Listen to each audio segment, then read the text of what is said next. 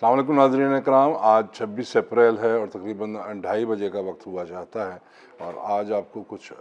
मालूमात और अपडेट्स आपको जो कि आपका फ़ीडबैक है उसकी बुनियाद पे आपको 3-4 बातें आपको गोशगुजार करनी है आपके। नंबर 1 बायोमेट्रिक और काफ़ी लोगों की बायोमेट्रिक हो चुकी है। जिन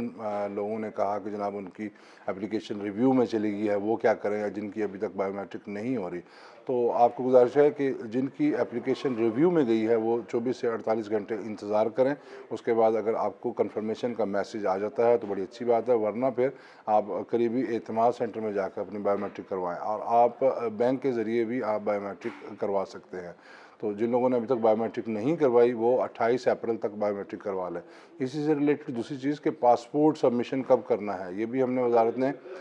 लास्ट टाइम 20 अप्रैल की डेट दी थी, जिसको हमने बढ़ा के 28 अप्रैल कर दिया। यानी कि आप परसों तक अब अपना पासपोर्ट जो है वो बैंक के ज़रिए जमा करवा सकते हैं, अपने मुतल्लिका बैंक में ही जमा करवाएंगे और अल्टीमेटली बायोमेट्रिक करवाने के बाद अपने पासपोर्ट जमा करवाना।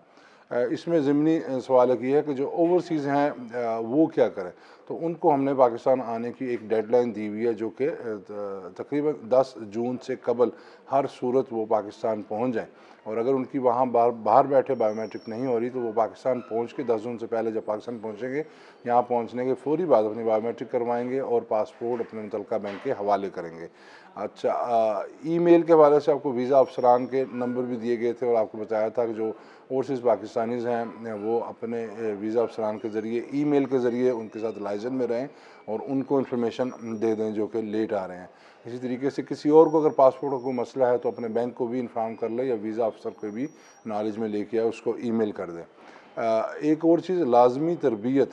जो आपको ईद से पहले बताया था कि ईद के फ़ौरन बाद तरबियत का आगाज़ हो जाएगा, तो उसके लिए अपडेट ये है कि 27 अप्रैल से मुल्क भर में तहसील की सतह पर हज तरबियतों का आगाज़ होने जा रहा है और इसमें जो शुरू के बैच हैं यानी जो हमने अभी डिसाइड किया है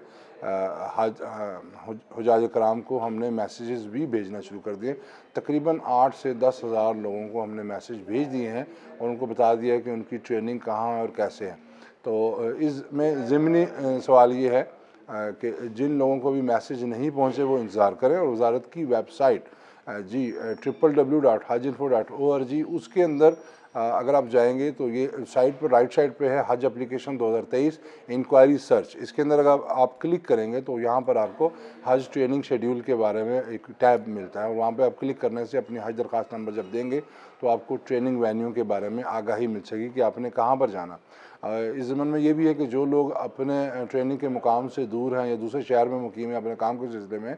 तो वो अपने हाजी कैंप से रब्ता कर लें और वहाँ से पूछ लें कि नज़दीकी ट्रेनिंग उनके इलाके में या जहाँ पे वो मौजूद हैं कहाँ पे हो रही है और नज़दीक तरीन ट्रेनिंग सेक्शन में शरीक हों और वहाँ पर अपनी हाज़िरी भी लगवाएँ और वहाँ पर आप ट्रेनिंग भी अपनी ले लें। इस ज़िम्मन में एक और चीज़ कि जो स्पॉन्सरशिप हज स्कीम के लोग, ऐसे लोग जिनकी पेमेंट्स अभी तक मैच्योर नहीं हुई और उनको भी यही कहा गया था कि अपने बैंक वालों से रब्ता रखें और इनकी तमाम मालूमात वजारत के पास पहुँचा दी गई हैं और हम इसके बारे में कोई पॉजिटिव डिसीजन जो भी करेंगे इंशाल्लाह आपको इससे आगाही देंगे। मज़ीद फ़ीडबैक के लिए, मज़ीद सवालात के लिए आप वीडियो कमेंट सेक्शन में भी रब्ता कर सकते हैं। वजारत की हज हेल्प लाइनें हैं, उनके साथ भी रब्ते में रहें और जो मुतल्लिका हाजी कैंप है उसके साथ भी रब्ते में रहें। मज़ीद मालूमात के लिए दोबारा हाज़िर होंगे, तब तक के लिए अल्लाह हाफ़िज़। अस्सलाम वालेकुम वरहमतुल्लाह।